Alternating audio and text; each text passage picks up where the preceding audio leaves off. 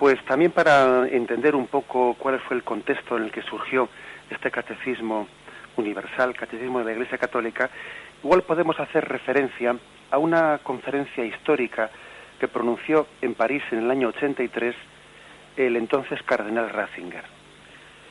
Él pronunció una conferencia bajo el título Crisis actual de la catequesis.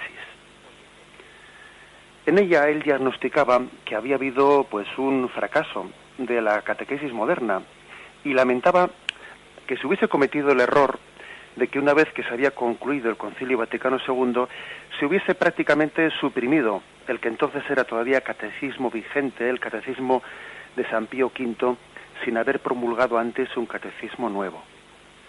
Él lamentó ese error, porque dijo, parece que en estos años pues conciliares pues se ha vivido un periodo de interinidad, ¿no?, en el que muchos millones de personas, de niños, de jóvenes, pues pudieron haber cumplido un papel de conejillos de indias, decía él, con todo tipo de experimentos catequéticos. Y a pesar de que en esos años, pues conciliares, es cierto que se hizo un proceso, un esfuerzo en la catequesis muy grande y más prolongado que nunca, porque se ofrecían en las parroquias pues muchos años de catequesis, resultaba que al final de todo ese esfuerzo había una ignorancia tremenda de las materias doctrinales. Eso es lo que el cardenal Ratzinger reflejaba. Y él proponía, por lo tanto, una recuperación básica del catecismo católico en torno a 4 ejes: el credo, los sacramentos, los mandamientos y el Padre Nuestro. Él decía, el catecismo ha tenido 4 patas, las 4 patas de un banco: credo, sacramentos, mandamientos y Padre Nuestro. Y fijémonos que esta conferencia pues fue profética, porque finalmente pues años más tarde surge la necesidad de ese catecismo. Los mismos padres sinodales así lo piden, la Iglesia así lo formula, y lo formula en torno a estos 4 ejes básicos: credo, sacramentos, mandamientos y Padre Nuestro, que es como decir estas 4 partes: la fe que profesamos, ¿en qué creo? Segundo, la fe que se expresa, los sacramentos; la fe que celebramos. Tercero, la fe que vivimos, los mandamientos; y la fe que oramos, el Padre Nuestro. Bien, ese es el esquema básico que él insistió en que era lamentable que hubiésemos perdido. Y cuando uno pierde ese esquema básico, pues es posible que hagan muchos intentos de pedagogías y de cosas, pero sin contenido, sin transmitir contenidos, ¿no?, quedándose en el vacío, quedándose en la nada. Continuando con esa conferencia, el cardenal Ratzinger decía que el error de partida había estado en abandonar el estudio del mensaje de Cristo en nombre de una mera experiencia vital, como si al final la catequesis fuese intentar transmitir experiencias, a ti que te dice esto o a ti que te sugiere lo otro, pero sin transmitir contenidos y enseñanzas de fe. En vez de transmitir la fe, se reduce la catequesis pues a una especie de experiencias subjetivas y parciales y expresiones antropológicas.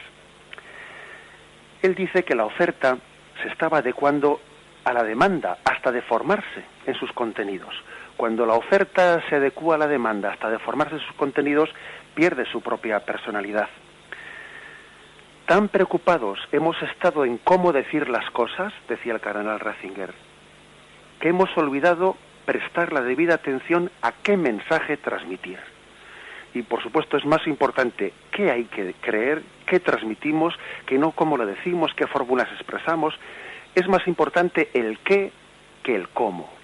Cuando se tiene claro el qué decir, en qué creo, bueno, el Espíritu Santo ya iluminará las fórmulas concretas y más correctas de expresión. Lo malo es que cuando uno no tiene claro en qué cree, pues entonces por mucha imaginación que le eche a las fórmulas catequéticas, mal va a catequizar, no va a ser capaz de hacerlo. Es decir, nos encontramos, por desgracia, ante una expresión concreta de lo que se dice que es la ley del péndulo.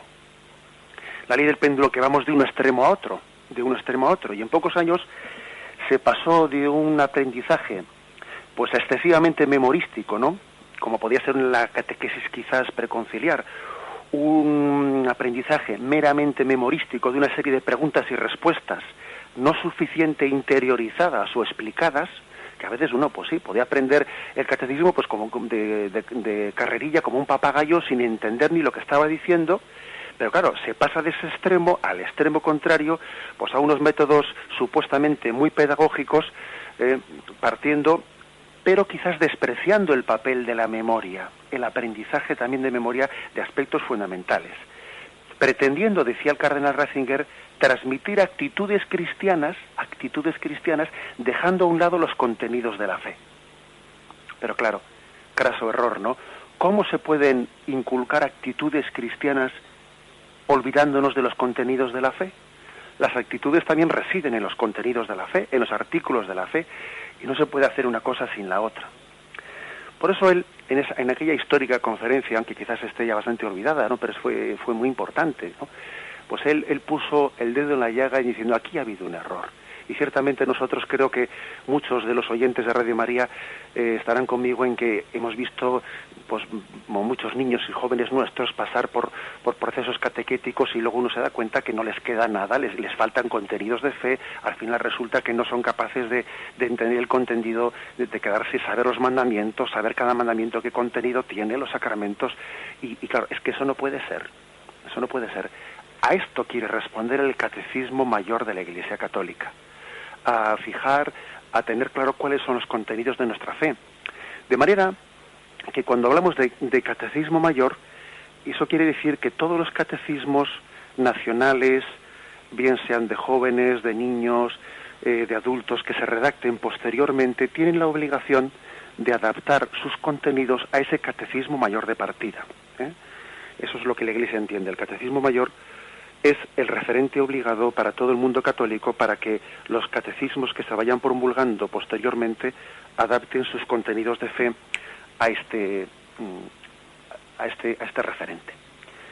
Bien, vamos a dar gracias a Dios, porque creo que ciertamente aquí hay una obra importantísima para la formación, en primer lugar también, de seminaristas y sacerdotes, para los mismos teólogos, que cuando se ponen a hacer teología pueden recurrir al catecismo y ver en él, bien recogido y bien de alguna manera acotado, cuáles son el contenido de la fe católica, ¿no? Y sin duda alguna un sacerdote, un seminarista, recurriendo al catecismo, tiene pues una fuente amplísima de formación, y también un predicador, y también los fieles, como hemos dicho antes, porque hay que decir que el fiel católico tiene derecho también a conocer de primera mano cuál es la fe católica.